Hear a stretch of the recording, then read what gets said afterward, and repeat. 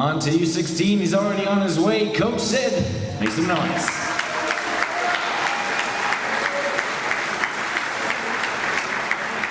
Thank you, gentlemen.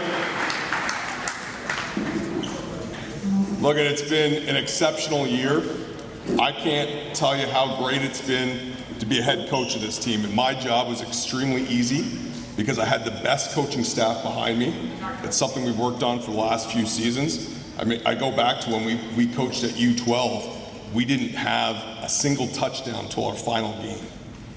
And yet we kept a core group of guys motivated to build to get to this stage. So when you go from U12, not winning a single game and only scoring 2 touchdowns by fluke, one that Hamilton Ticats gave us, and the other one we got on defense, right?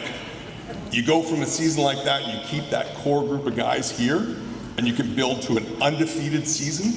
It's something remarkable and special to be a part of.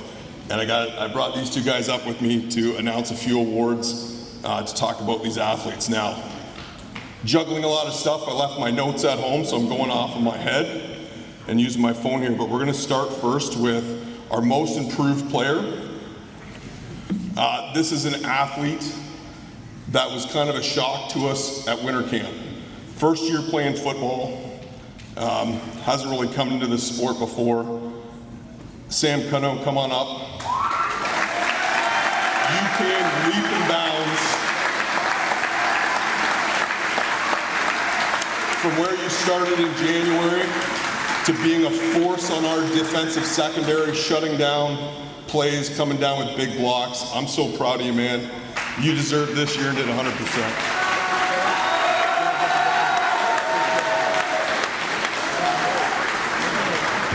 Come on up. Thank you. Now, the way I work with my coaching staff is we have a lot of good debates and we try and find consensus on things. And we had some time batting around Rookie of the Year and what that means to us, right? And some players, some staff said it has to be a junior player, grade 9 guy. But I've got a hard time having coached in this for 10 years. That's 17 seasons I've coached with this group of guys. And so it's hard for me to give a Rookie of the Year to a kid that I've coached for years now. So I look at it as someone new to our organization. And I know he can't be here this week because he's on holidays with all the time commitments we have. But Harrison Tuna Hartwick, I'm telling you, Rookie of the Year. This guy came out to us right from January, was a leader, was a positive attitude on our team, was someone that motivated others, was always there picking his brothers up and driving this team. So Tuna, I know you're out there. We'll make sure this award gets to you. Great job, brother.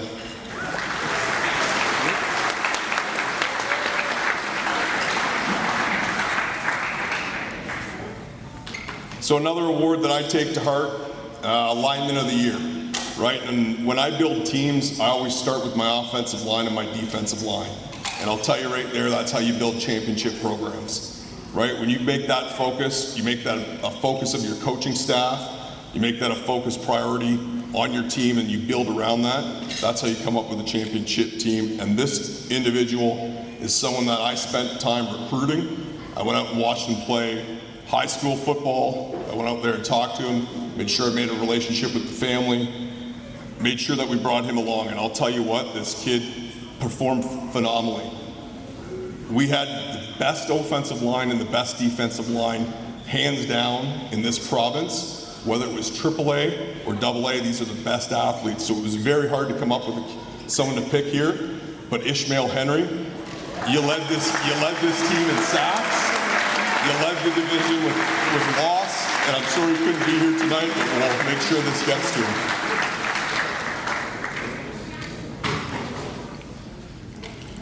So I'm very fortunate to have worked with these gentlemen, and so I'm going to bring up Jordan, my defensive coordinator, and soon to be announced, hopefully, head coach of the U16s for next year. I'm putting it out there. I'm recommending it.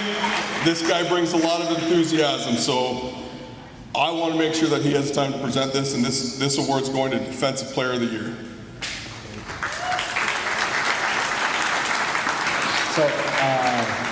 as Sid said, being the defensive coordinator, calling all the plays, sometimes there's just times where I just get in my own head, don't know what I'm gonna call. All of a sudden, I look to this kid. He's calling the play for me already, and he's telling me what to do. And I promise you, he probably blitzed himself. He's probably gonna get a TFL or sack. On top of that, he's also the first player I've ever seen to get 3 picks and 3 pick sixes. So Larry, JB, get on up here.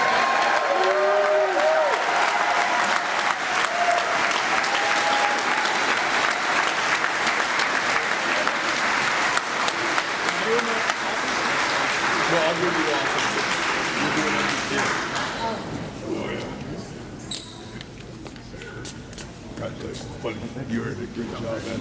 Great job. All right, so next one was a tough one. It's Offensive Player of the Year. We put up 428 points this season, right? We did that with a starting QB that went down in the second week due to an injury in practice. I'm going to tell you, we probably would have put up 900 if that kid stayed healthy. But really when it came down to it, we had to look at a staff that on our offense was talent beyond compare. And it didn't matter, we spread the ball around, but this athlete stood far and beyond anything I've ever seen in this league. And you don't normally get this, but Evan Fiddler, please come up here. You're the Offensive Player of the Year. Evan was our kicker.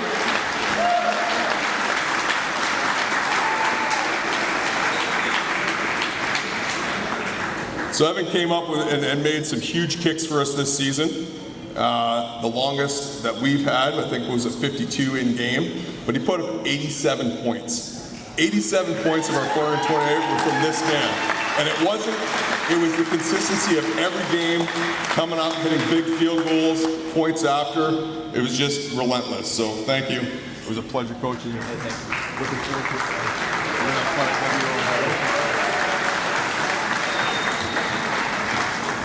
And our last to announce our MVP, Coach Zach Gent.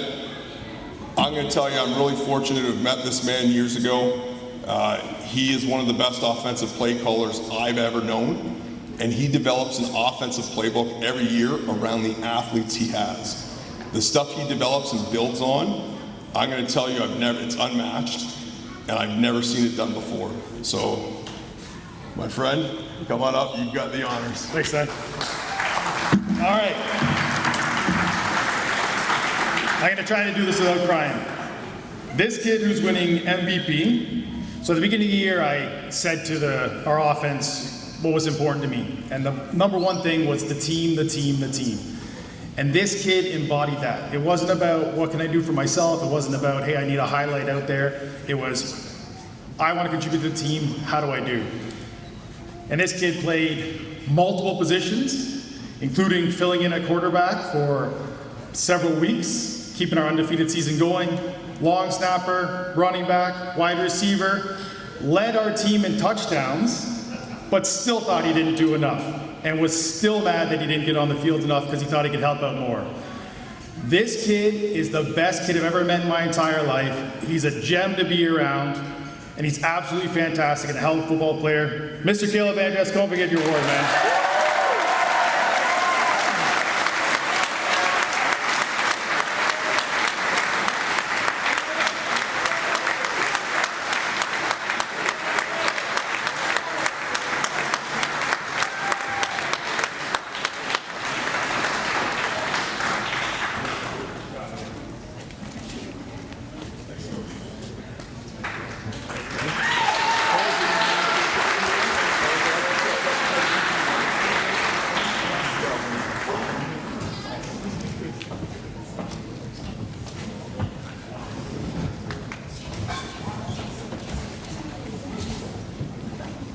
It was something that'll live the test of time.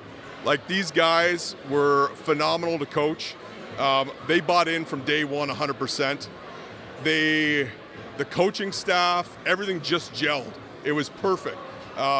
From our athletic trainers to our social media, our managers, it was just one whole unit working towards one goal from day one. we all had it that we were going to play in a championship game this year.